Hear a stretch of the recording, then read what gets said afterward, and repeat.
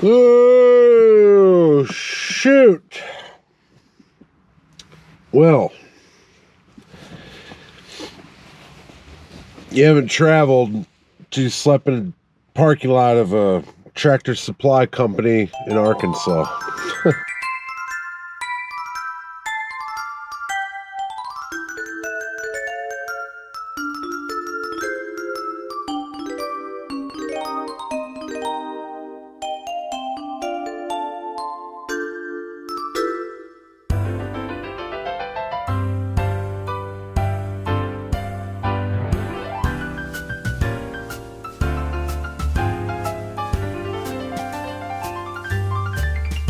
It's a beautiful day in this parking lot, a beautiful day in a Subi at a tractor supply.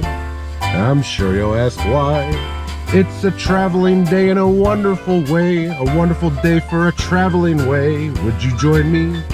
Could you join me? I have always wanted to travel to Denver, not quite like this. I've always wanted to road trip along with my friends, but...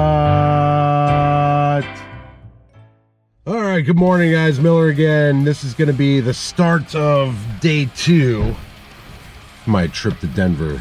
I'm going to find a place here to get some cheap coffee, wake up a little bit, and then I got to get to my relative's place. Plan today is going to be hang out with my relatives a little bit and then work my way across the rest of Arkansas and then pretty much burn through Oklahoma where the wind comes sweeping down the plain. Check it out! It's Ronald McDonald! He's back!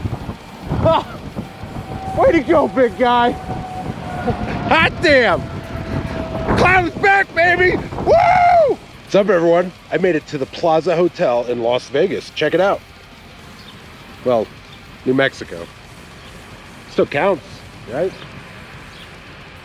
I made it up to Taos, New Mexico, and decided to stop off because I put aside some cash for this particular. I had to get Mexican food in New Mexico. I mean, come on. And honestly, this is the first real meal I've had in 3 days, so I'm really looking forward to this. I was planning on trying to get to Northwest New Mexico today, but I'm going to be honest with you guys, I'm pretty wiped out. I've driven a lot of miles, and I've got maybe about 3.5, 4 hours of sleep per night. So yeah, I'm feeling it today right now, and I don't think I can go any longer.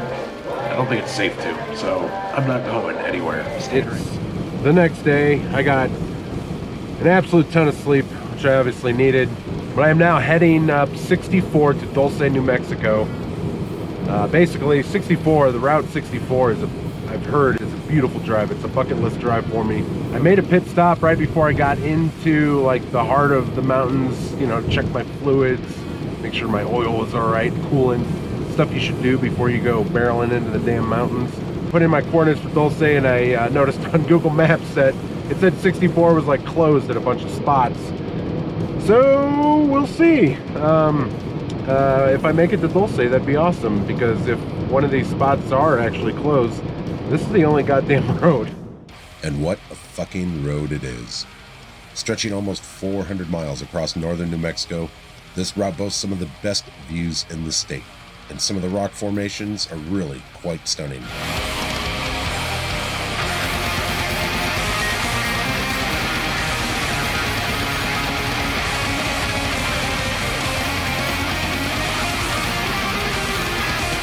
I made it to Dulce, New Mexico.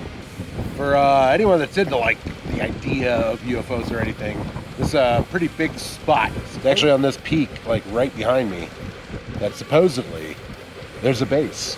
I know you can't see it in the camera, but up on top of that peak, there's a lot of shit up there. For supposedly not being anything, there's certainly a lot of communications equipment up there. So I'm here at the local law enforcement for the Apache Nation. And the reason, you ask? Because you never reach into another man's refrigerator without asking permission. I talked to Sergeant Julian. He gave me some great information and a little lead. I may be able to go up on that damn hill. we'll see. All right, so this is about as close as I'm gonna get. I talked to multiple people and went to the council. Basically, I would have been able to go, but the thing is the nation has to approve all video. So before it can even be published, I have to send the video to them. They have to go through a process to approve the footage and then get back with me and let me release the footage. It would have pushed it back by months, so this video wouldn't have been released until way after Denver, and it wouldn't have mattered. So I pretty much found the first road off reservation. That's a county road, and this is as close as I'm gonna get right now. I would have taken the time to just go up there anyway without filming, just to do it, but with the time and what I want to do, it's just not gonna work. Dulce is interesting because there's an account from a guy named Phil Schneider who claimed that he was working here and had an encounter with aliens that were living underneath. Now, the ensuing battle supposedly lost the lives of 60 US soldiers and countless other aliens. Phil was one of a couple people to get through the altercation. You know, take what you will with that, but the story's still kind of cool. Just the thought of maybe there being something is interesting enough. We'll see. But this has been a bucket list spot for me, and I can't believe I'm here. And I can't believe I made it here. Shiprock, New Mexico. This Monadnock-style mountain climbs over 1,500 feet into the heavens while stretching its bird-like shadow across the plains at sunset.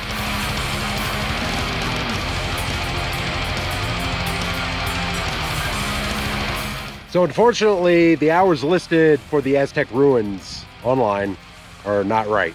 They closed about an hour before, so I was short by 10 minutes, which kind of sucks, but it enabled me to be here at sunset.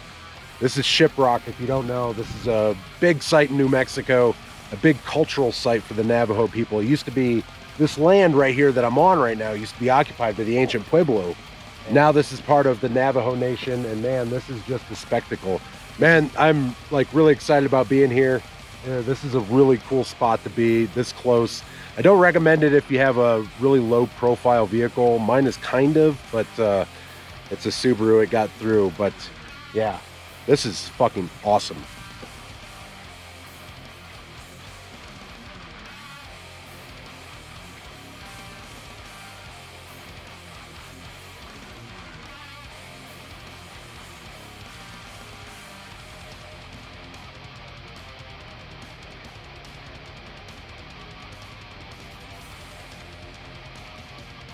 Right now, I am in Mesa Verde National Park. That over here, right in here, is the balcony house. Built 600 feet above the ground below, this 38-room dwelling was once part of a bigger, sprawling city nearly 800 years ago. This park is also home to the largest cliff dwelling in North America, Cliff Palace. This was the social, cultural, and administrative center of a once sprawling ancient metropolis during the 13th century. Carving a city out of the side of a mountain with your bare hands, metal as fuck.